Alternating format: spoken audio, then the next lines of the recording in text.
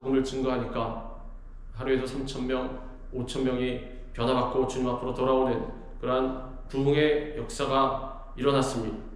주께서 구원받는 사람을 날마다 더하게 하시니라 이렇게 증거하고 있습니다. 초대교회의 부흥과 성장이 전적으로 누구의 역사였습니까? 하나님 아버지의 역사였음을 알 수가 있습니다. 성령의 역사인 것입니다. 물론 사람이 일꾼으로 쓰임받긴 했지만 중요한 것은 성령님께 붙들림 바 되다 보니 성령의 강권적인 역사하심으로 교회가 부흥하고 성장하게 되었다라는 것입니다. 물론 부흥과 함께 이 교회, 초대교회 핍박도 다가오고 고난도 다가오고 어려움도 다가왔습니다. 문제도 생겨났습니다. 그런데 어떻게 되었습니까? 결국엔 이 모든 문제와 고난이나 핍박이 부흥의 그러한 역사를 이루는 과정이 되었습니다. 고난과 핍박으로 교회가 쇠퇴한 것이 아니라 고난과 문제와 핍박으로 교회가 부흥하고 성장했다라는 것입니다. 환난은 인내를, 인내는 연단을, 연단은 소망을 이루는 줄 알미로다. 사도 바울이 분명히 증거하고 있습니다. 소망을 이루게 되려면 어떻게 되어야 됩니까? 환난이 다가와야 한다는 것입니다. 환난이 다가와서 우리가 인내해야 한다는 것입니다. 인내하게 되면 우리에게 소망이 다가오게 되고 부흥이 다가오게 되고 성장이 다가오게 된다는 것입니다. 환난은, 고난은, 역경은 다 피하고 싶습니다. 그런데 성장은 취하고 싶습니다. 영광은 취하고 싶습니다. 달콤한 것은 취하고 싶습니다. 그러면 안 된다는 것입니다. 한국에서 숙당처럼 격언처럼 나오는 말대로 털도 안 뽑고 거저 먹으려는 그러한 심산인 것입니다. 물론 사람은 육신을 입고 있기 때문에 편안하려는, 고통받지 않으려는 그러한 본능이 있는 것은 알고 있습니다. 그러나 그것은 세상 사람들 얘기입니다. 우리 그리스도인들은 달라야 하는 것입니다. 어려움이 다가올 때, 고난이 다가올 때, 힘든 일이 다가올 때 세상 사람처럼 아이고야 왜 나에게만 이렇게 힘든 일이 다가오고 내 몸만 아프고 나만 이렇게 괴롭노 이렇게 하고 주저앉아 있으면 절대로 안 된다는 것입니다. 그게 방금 뭐라고 말씀드렸습니까? 소망이 오는 과정, 영광이 오는 과정, 성장이 오는 과정, 부흥이 오는 과정인 것입니다.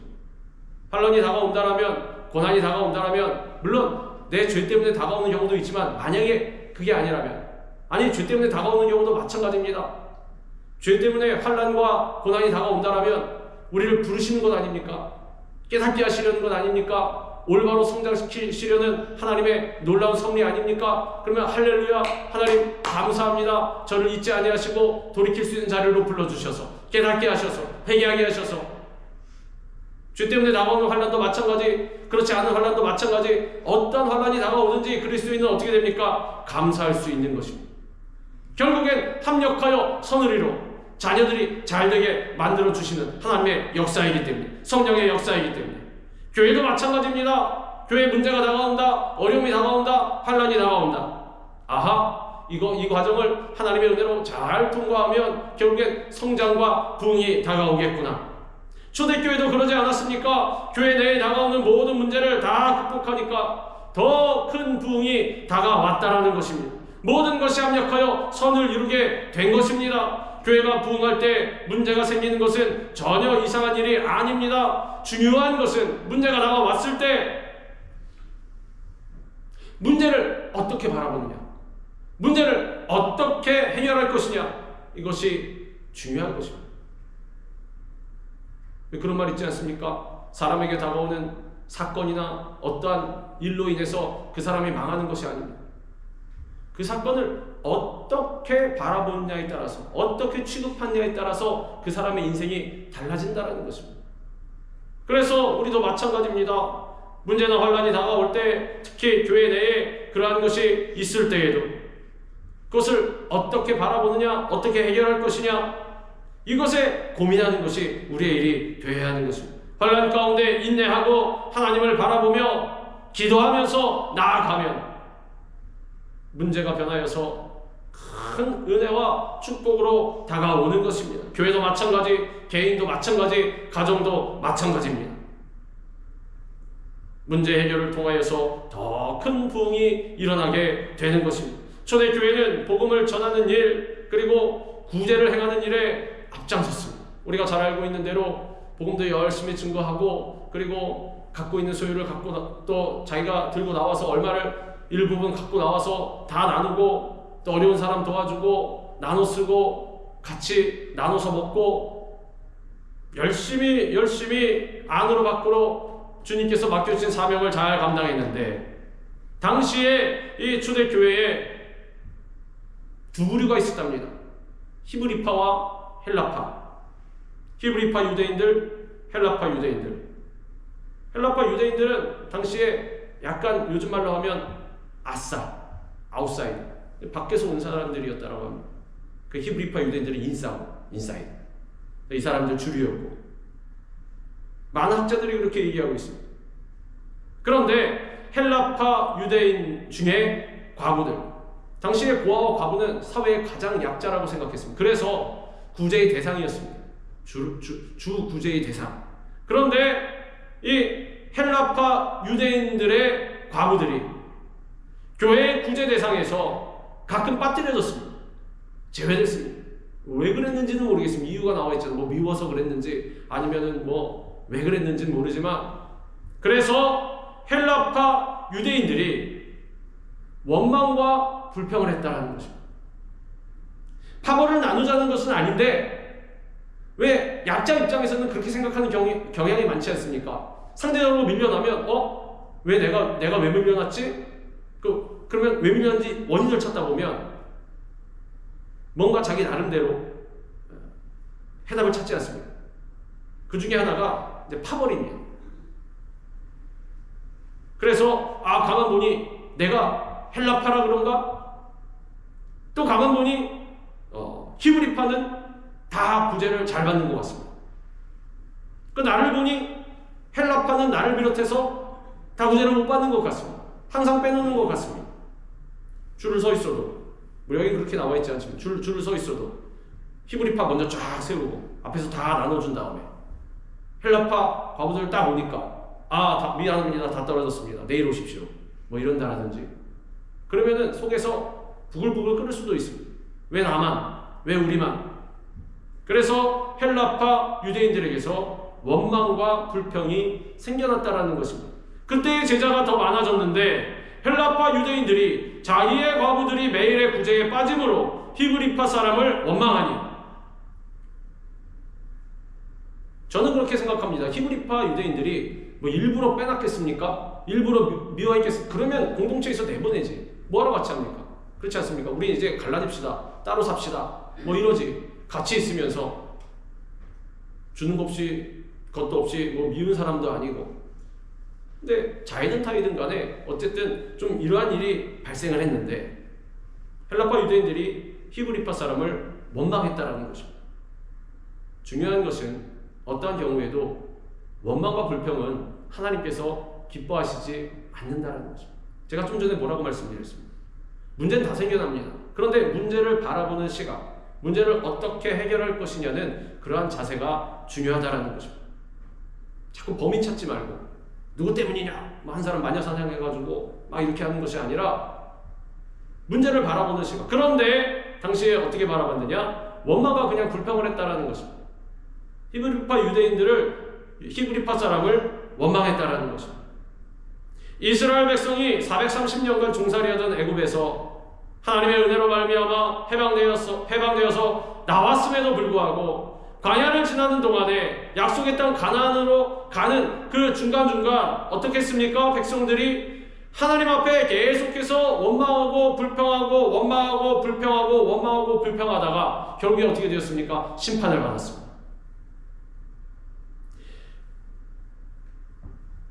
애굽에서 나오는 과정 자체가 굉장한 은혜였는데, 여러분들 한번 생각해 보십시오. 내가 어렸을 때 태어나서 지금까지 살아온 모든 과정을 일일이 기억은 안 나지만 그래도 기억나는 대로 돌이켜보면 어떻습니까? 삶이 저주였습니까? 아니면 내가 잘나서 이렇게 살아왔습니까? 절대로 그렇지 않을 것입니다. 순간순간마다 우리가 다 깨닫지 못해도 정말 하나님께서 나를 인도하시고 나를 붙들고 계시는구나, 나와 함께 하시는구나, 인정할 수밖에 없는 그러한 순간의 기억들이 다 있을 것입니다. 그거 잊어버리면 절대로 안 됩니다. 써서라도 기억해놔야 합니다. 내가 좀 요게 딸려서 잘 잊어버린다. 그러면 써서라도 기억해놓고 그것을 매일 봐야 합니다. 필요할 때만 기억나고 필요할 때만 감사합니다 이러는 것이 아니라, 사람 이상하지 않습니까? 어려울 때는 그 기억 하나도 안 나고 좋을 때는 기억납니다. 좋을 때는 하나님께 몸과 가진 것 다 드릴 것처럼 하나님 영광 받옵소서 너무 감사하지 않습니까? 할렐루야 막 이러고 다니는데, 어려울 때는 어떻습니까? 하나님고 누구고 없습니다. 나한테 기억 못한다라는 거죠. 사람이 그렇습니다. 이스라엘 백성들 보십시오. 애굽에서 나오는 과정 면면이 다 보면 정말 기가 막힙니다. 그러지 않습니까? 10가지 재앙을 내리시는 가운데 고센지방만 딱, 그 이스라엘 백성들 살고 있는 고센지방만 딱 나눠서 절반으로 딱 갈라서, 고센지방은 절대로 재앙이 안 넘어옵니다. 요 선이 딱 갈라져 있으면 여기만 메뚜기가 막 왔다 갔다 하고 개구리가 막 기어 올라오고, 그런데 여기는 얘네가 경계선을 못 넘어오는 것입니다. 한 발짝 뒤에서 이렇게 보고 있어도 못 넘어온다라는 것입니다. 그 이상하지 않습니까? 그 자연현상이 그냥 단순한 우연이 된 자연현상이 그럴 리가 있습니까? 그것도 한 번도 아니고 10번을 다? 그럴 리가 없습니다. 이스라엘 백성들도 당시에 분명히 깨달았습니다. 이거 하나님의 역사, 하나님께서 우리 민족을 너무나 사랑하셔서 우리를 구원하시기로 작정하셨구나, 하나님께서 일하시는구나, 우리를 보호하시는구나, 하나님 기적을 베풀어 주셨구나. 그런데 나온 다음에 어떻게 됩니까? 금방 원망불평한다는 거죠. 홍해 앞에 딱 가로막히니까 왜 우리를 여기까지 인도해서 다 죽게 하느냐, 야 다시 돌아가자. 근데 하나님 뭐라고 하셨습니까? 모세한테 불평했건 나에게 불평했건 마찬가지. 입에서 일단 원망과 불평이 나오면 그거 나한테 한 것이다 라고 주님께서 말씀하셨습니다. 모세를 통해서 뭐라고 그러셨습니까? 내가 다 듣고 있다라고. 내가 들었노라. 내가 듣고 보았노라. 너 원망했지? 내가 다 들었다? 이불 속에서 이불 쓰고 속닥속닥 살짝 원망해도 하나님 다 듣고 계시는 것입니다. 다 들으십니다. 그래서 우리 입술도 제어를 잘해야 됩니다. 혀를 제어 잘해야 된다고 그러지 않습니까? 입술로 나오는 것도 늘 감사와 하나님께 영광, 기쁨, 찬양, 주님 앞에 간구한 기도, 이게 나와야지. 아이고 힘들다, 아이고 괴롭다, 아이고 죽겠다 이러면 그 하나님 안 기뻐하시는 것입니다. 우리는 하나님의 사랑받는 자녀, 하나님께서 우리를 택하신 것이 자 죽어라 밟고 또 밟고 이러시려고 우리를 택하셨겠습니까? 그렇지 않습니다. 절대로. 그래서 우리는 원망 불평을 떼어내야 하는 것입니다. 그런데 당시에 이 헬라파 유대인들에게 원망 불평이 생겨났다는 것입니다. 원망 불평이 생겨나면 속히 그 원인을 발견해서 문제를 해결하고 원망과 불평을 차단해야 합니다. 문제는 해결하라고 주신 것이지 문제를 가지고 원망 불평하라고 주신 것이 아닙니다. 따라서 문제가 발생하면 문제를 해결해야 하는데 어떻게 해결합니까? 간단합니다. 어떻게 해결합니까? 사람 찾아다닙니까? 아니면 누구 옆 사람한테 해코지합니까? 어떻게 합니까? 화풀이를 합니까? 어떻게 합니까? 주님 앞에 나와서 기도하는 것입니다. 기도하는 사람은 조용합니다. 한결같습니다. 마음이 평안한 것입니다. 왜? 내가 바라볼 분은 어차피 우리 하나님밖에 없는데 하나님 앞에 이렇게 나갈 것입니까? 찬양하며 기쁨으로 나가야 될 것 아닙니까? 하나님, 제가 왔습니다. 마음이 무너져서 눈물이 나더라도 주님 앞에 나와서 쏟아내야 하는 것입니다. 원망 불평 화낼 시간에 주님 앞에 나와서 기도하고 간구하고 기도하고 간구하고 기도하고 간구하면 하나님께서 들으시는 것입니다. 조그만 원망 불평도 들으시는데 우리의 작은 신음을 못 들으시겠습니까? 하나님께서 뭐라고 그러셨습니까? 히스기야가 막 기도했을 때 낯을 벽으로 향하고 주님 살려주옵소서 기도했을 때 내가 내 기도를 들었고 내 눈물을 보았노라. 이사야를 통해서 말씀하신 것입니다. 가서 전해라. 내가 너 살려주마. 다윗은 사울의 박해를 받아서 생명의 위협을 느꼈습니다. 뿐만 아니라 이스라엘 백성들로부터 단절되어서 아주 극심한 고통과 고독 속에 빠졌습니다. 이게 바로 사방으로 우겨쌈을 당한 것입니다. 부모 형제도 다 나를 외면하고 세상 사람은 나를 공격하고 대인기피증 생길 정도로 사람을 만나기 무서운 사람을 만나면 두려움이 생기는, 무서워서 사람 못 만나는 극심한 고독 속에 처했다는 거죠. 뿐만 아니라 이방민족 블레셋도 자기를 잡으려고 죽이려고 쫓아다니고, 뭐 세상에 자기의 원수가 아닌 사람이 없습니다. 다 원수입니다. 다윗이 뭘 잘못했습니까? 아무것도 잘못한 것이 없습니다. 여기 가서 물건 훔치고 여기 가서 해코지하고 여기 가서 놀리고 막 이랬으면 당해도 싸지. 그런데 그게 아닙니다. 다윗은 그냥 하나님만 바라보고 하나님 인도하신 대로 살아온 것밖에 없습니다. 민족을 위해서 나가서 그 말도 안 되는 몇 척 장신 골리앗과 싸우고 죽을 결심을 하고 싸우고, 그리고 왕이 악신에 들려서 막 어지러울 때도 가서 수금을 타서 악신 쫓아주고, 뭘 잘못했습니까? 선행을 한 것밖에 없는데, 하나님 뜻대로 살아온 것밖에 없는데, 그런데 사방으로 우겨쌈을 당했다는 것입니다. 자, 원망 불평 할 만합니까? 안 할 만합니까? 할 만합니다. 그렇지 않습니까? 내가 뭘 잘못했는데. 그런데 다윗은 자신의 원통함과 마음의 고통을 사람에게 말하지 아니하고 하나님 앞에 털어놨다는 것입니다. 내가 소리내어 여호와께 부르짖으며 소리내어 여호와께 간구하는도다. 내가 내 원통함을 그의 앞에 토로하며 내 우환을 그의 앞에 진술하는도다. 생각해 보십시오. 내가 정말 힘든 순간에 사람에게 와서 토로를 했는지, 아니면 하나님 앞에 나와서 부르짖어 기도를 했는지 반성해 보기 바랍니다. 그러면 내가 나의 현주소가, 나의 신앙의 현주소가 어느 위치인지 판가름할 수 있을 것입니다. 알아볼 수 있을 것입니다. 만약에 내 신앙의 현주소가 만족하지 못할 수준이라면, 하나님 말씀하신 수준이 아니라면 우리 바꿔야 됩니다. 습관을 바꿔야 하는 것입니다. 문제만 일어나면 자꾸 다른 곳으로 가는 것이 아니라, 사람 붙들고 막 쥐어 흔드는 것이 아니라 어떻게 됩니까? 환경을 잡고 막 어떻게 해보려는 것이 아니라 하나님 앞에 나와서 부르짖어 기도하는 것입니다. 내가 소리내어 여호와께 부르짖으며 소리내어 여호와께 간구하는도다. 내가 내 원통함을 어떻게 그의 앞에 토로하며 내 우환을 어떻게 그의 앞에 진술하는도다. 하나님 앞에, 우리 주님 앞에. 지금 어떤 심각한 문제가 있습니까? 감당할 수 없는 큰 어려움이 있습니까? 아니면 행여나 억울한 일을 겪고 있습니다. 하나님 앞에 나아가서 아뢰시기 바랍니다. 하나님께 기도하고 부르짖으시기 바랍니다. 하나님께 나아가서 간절히 기도할 때 하나님께서는 우리의 상한 마음을 회복시키시고 치료하시고 문제를 해결해 주시는 것입니다. 제가 누누이 말씀드리지만 사람이 달려들어서 내가 어떻게 문제를 해결하려고 하면 그거 나중에 탈납니다. 반드시 탈이 납니다. 그런데 하나님께 기도해서 하나님께서 문제를 해결해 주시면 어떻게 됩니까? 그건 탈이 없습니다. 깨끗한 것입니다. 사도들은 예루살렘 교회에 문제가 생겨난 것을 알고 함께 모여서 원인을 파악했습니다. 분명 기도하고 하나님 어떻게 해야 되겠습니까? 주님 지혜를 주시옵소서, 능력을 주시옵소서, 말씀하여 주시옵소서.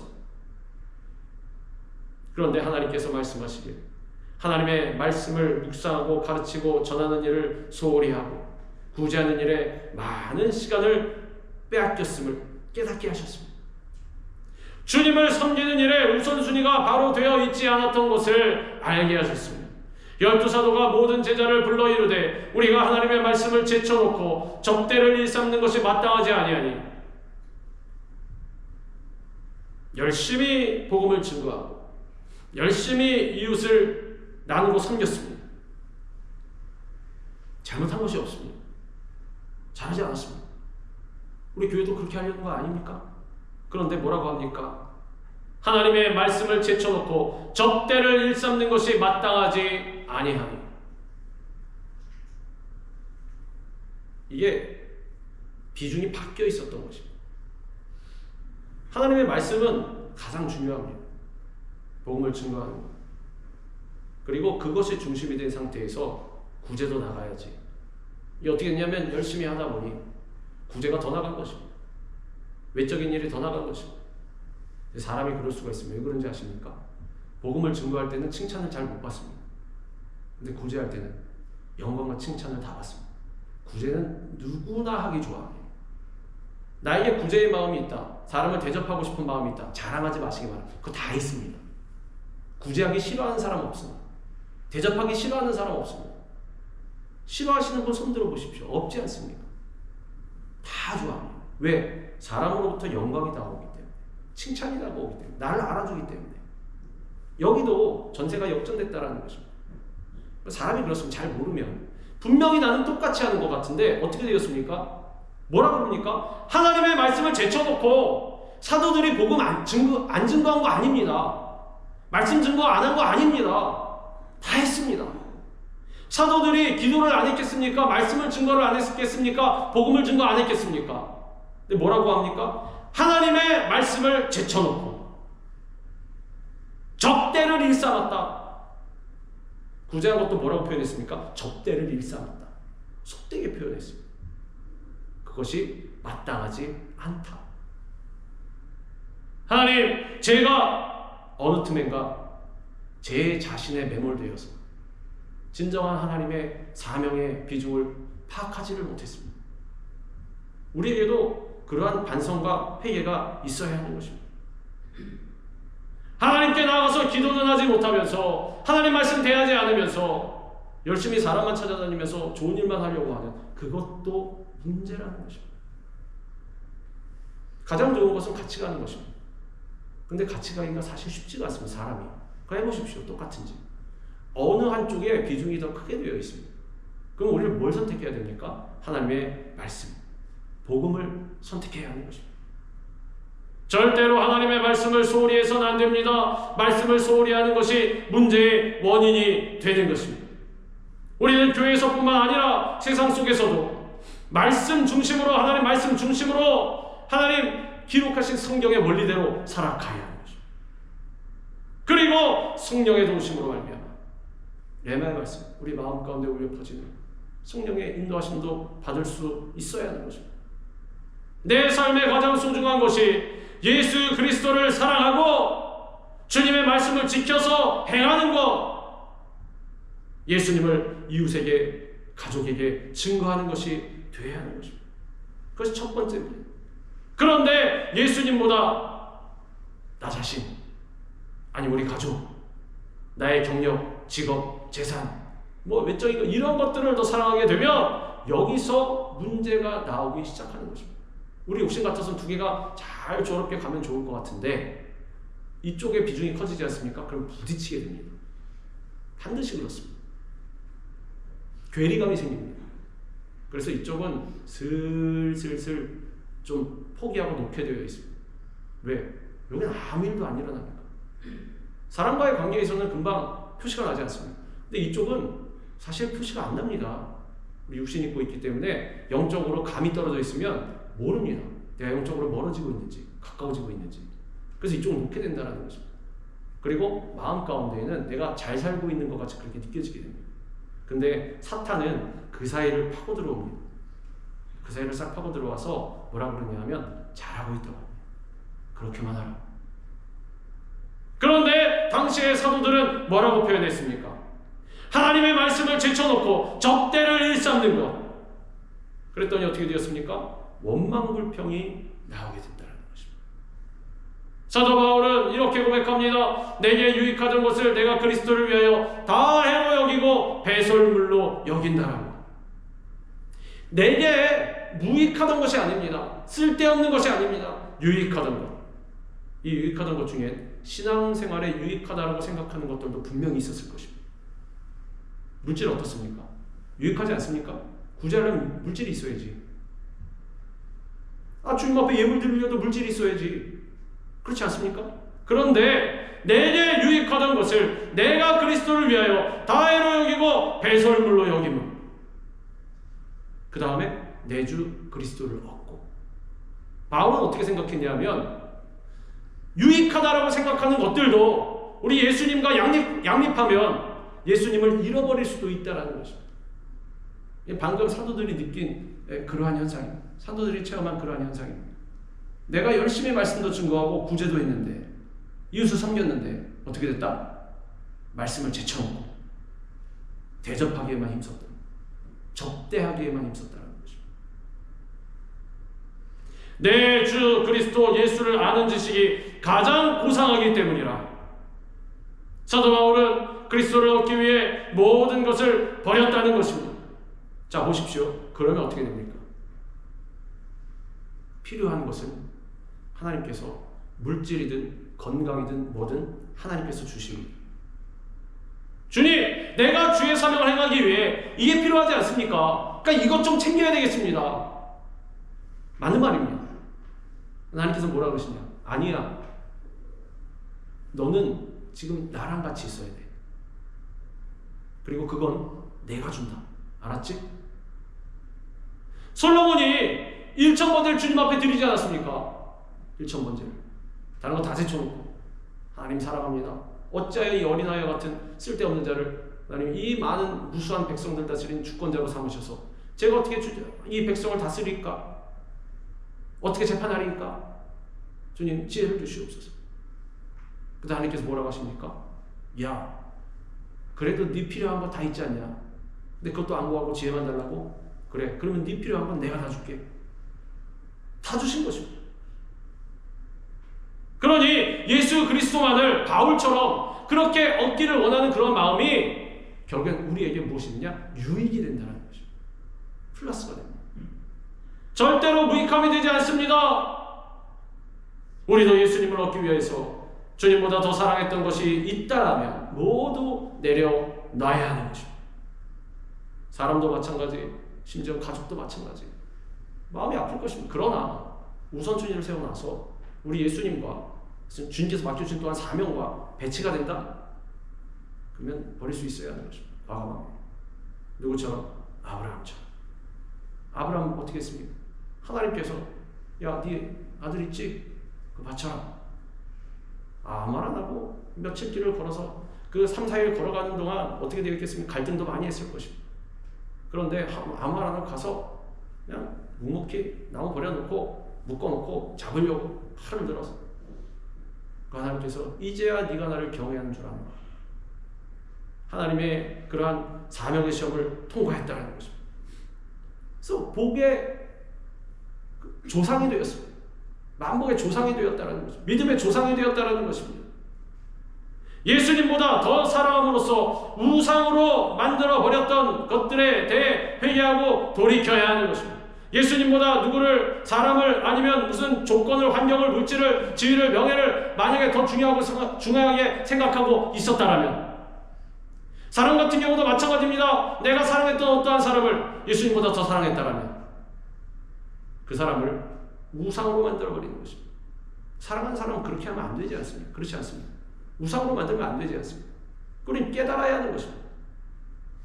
오순절 성령의 신앙은 회개하고 성령을 선물로 받을 것을 말씀하고 있습니다. 베드로가 이르되 너희가 회개하여 각각 예수 그리스도의 이름으로 세례를 받고 죄사함을 받아라. 그리하면 성령의 선물을 받으리니. 우리에게 육신적인 모습이 있었다면 회개하고 주님 앞에 죄사함을 간구해야 하는 것입니다. 그러면서 주님께서 어떻게 하십니까? 성령을 선물로 주시는 것입니다. 회개의 영을 부어주셔서 나의 우상이 무엇인지를 깨닫고 뉘우치게 만들어주시고 성령의 충만함을 받아 우리 안에서 행하시는 성령의 능력으로 삶의 우선순위를 우리 주님 앞에 두게 만들어주시는 것입니다. 우리의 힘으로는 연약합니다. 그래서 성령의 도우심이 필요한 것입니다. 우리 성령께서는 하나님의 자녀에게 합당한 삶을 살아가게 만들어주시는 것입니다. 사도들은 교회의 문제가 말씀을 증거하고 기도하는 일을 소홀히 한 데서 발생한 것을 깨달았습니다. 그래서 사도들은 교회의 사역을 목회적인 일과 행정적인 일로 구분하고 행정은 일꾼을 세워서 그들에게 맡기기로 하고 목회를 포함한 영적인 일들은 사도들이 감당하기로 했습니다. 형제들아 너희 가운데서 성령과 지혜가 충만하여 칭찬받는 사람 7을 택하라. 우리가 이 일을 그들에게 맡기고 우리는 오로지 기도하는 일과 말씀 사역에 힘쓰리라 하니. 보십시오. 이제 사명을 나눈 것입니다. 전에 사도들이 다 주고 있었습니다. 어찌 보면 그것이 좀 교만일 수도 있겠습니다. 모세도 그러지 않았습니까? 혼자 다 주고 있으니 장인이 찾아와서 네가 하는 것이 좋지 못하다, 지혜롭지 못하다. 내가 방도를 알려주리라. 하나님께서 이 장인의 입술을 통해서 말씀하는 것입니다. 10부장, 100부장, 1000부장, 50부장 세워서 다 맡겨줘라. 다 지파별로 다 나눠주고 중요한 재판만 너희가 갖고 오게 해라. 성령과 지혜가 충만한 사람 세워라. 초대교회도 마찬가지입니다. 이 교회 행정을 맡아 감당할 집사들 3가지 자격을 갖춘 자들을 세우기로 했습니다. 3가지 자격이란 뭐라고 말씀하고 있습니까? 성령이 충만한 것, 지혜가 충만한 것, 그리고 사람들에게 칭찬받는 사람. 성령 충만한 사람, 지혜로운 사람, 칭찬받는 사람 택해서 나눠주는 것입니다. 이게 한 사람이 다 주고 있으면 안 되는 것입니다. 합력하여 선을 이룰 수 있도록. 달란트 받는 사람들 있지 않습니까? 세상적인 자격을 말하는 것이 아닙니다. 세상적인 재주를 말하는 것이 아닙니다. 성령 충만함, 그리고 지혜 충만함, 그리고 사람들에게 칭찬받는 그러한 성경적인 인격을 갖고 있는 사람.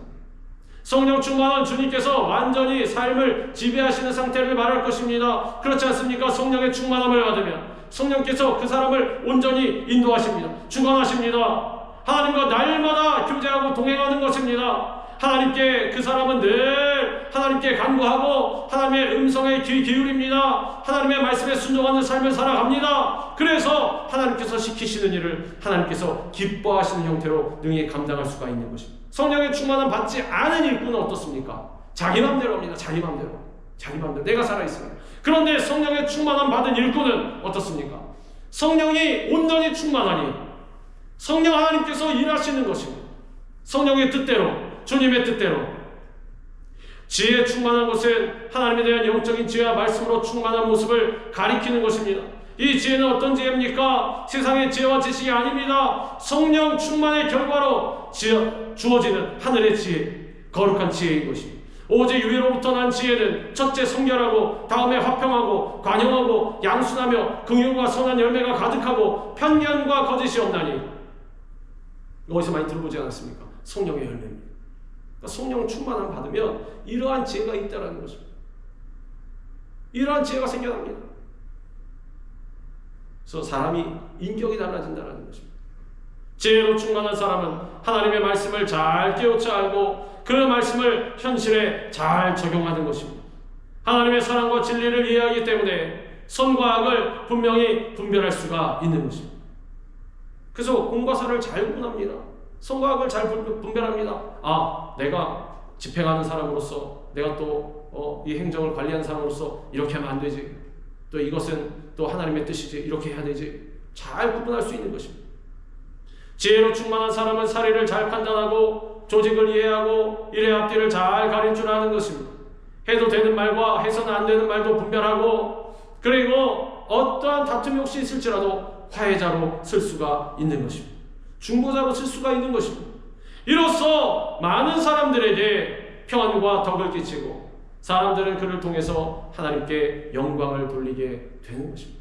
그 일꾼만 보면 정말로 웃음이 나오고 또 평안이 샘솟고 안정감을 느끼고 불안과 또한 그런 초조함이 다 사라지는 것입니다. 칭찬을 받는 자라는 것은 믿음과 충성이 검증되고 인격적으로 흠이 없어서 교회에서 평판이 좋은 그러한 성도를 말할 것입니다. 성령 충만하고 충만으로 다가오는 지혜가 충만하면 어떻게 됩니까? 인격이 훌륭해져서 당연히 칭찬을 받게 되어 있는 것입니다. 나아가서 하나님께 인정을 받을 뿐만이 아니라 이웃에게도 칭찬과 인정을 받는다는 것입니다. 내가 그냥 비위 잘 맞춰서 칭찬과 영광을 받는 것을 말하는 것이 아닙니다. 우리 성령으로 인해서 자연스럽게 모든 사람이 또 칭찬하고 바라볼 수 있는 그러한 사람이 된다는 것입니다.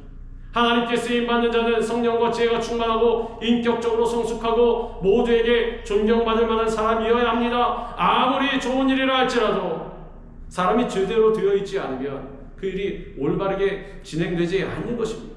그러나 성령의 충만함 받아 제대로 된 그러한 사람이 있다면 일은 저절로 완수가 잘 되는 것입니다.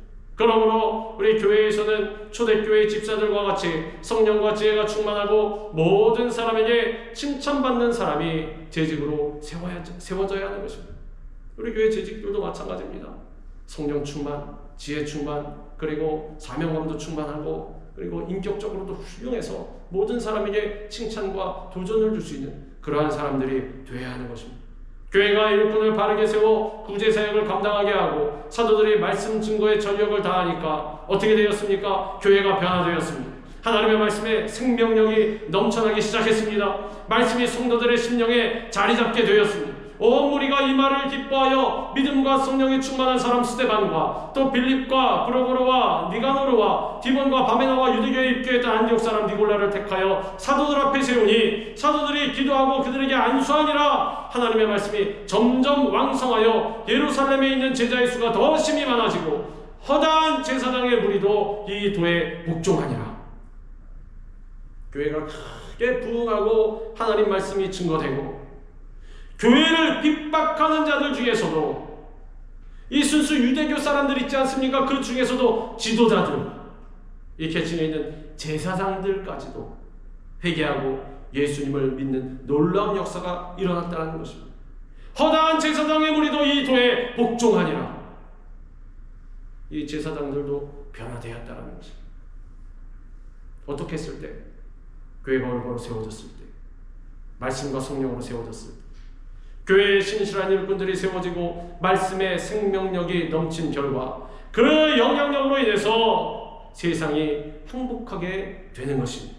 따라서 우리는 공동체 안에 하나님의 말씀이 날마다 왕성해지기를 간구하고 기도하고 나아가야 할 것입니다. 하나님의 말씀이 살아 역사할 때 하나님의 은혜와 형통함과 진리와 축복도 넘쳐나게 되는 것입니다. 하나님은 지금도 살아서 역사하십니다. 어제나 오늘이나 영원토록 동일하신 우리 하나님께서 우리 자녀들을 돌보시고 치료해 주시는 그러한 기적을 지금도 베풀고 계시는 것입니다.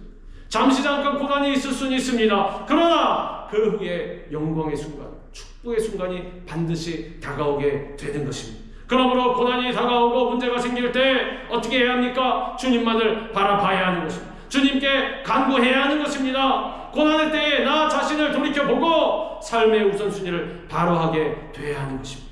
하나님께 대한 예배를 회복해야 합니다. 기도와 말씀의 영성을 새롭게 해야 합니다. 성령의 충만함을 받고 하늘의 선한 지혜를 풍성히 받아서 하나님의 선하신 뜻을 분별하는 자가 되어야 하는 것입니다. 그럴 때 예수님을 닮은 덕망 있는 하나님의 자녀 그리고 성도 재직으로서 우리의 이름이 모든 곳에서 칭찬과 인정을 받게 되는 것입니다. 나아가 변화된 우리를 통해서 우리 교회가 가난하고 헐벗고 굶주린 자들을 섬기는 교회, 사랑을 실천하는 교회, 소외된 자들을 돌보는 교회가 되기를 바랍니다.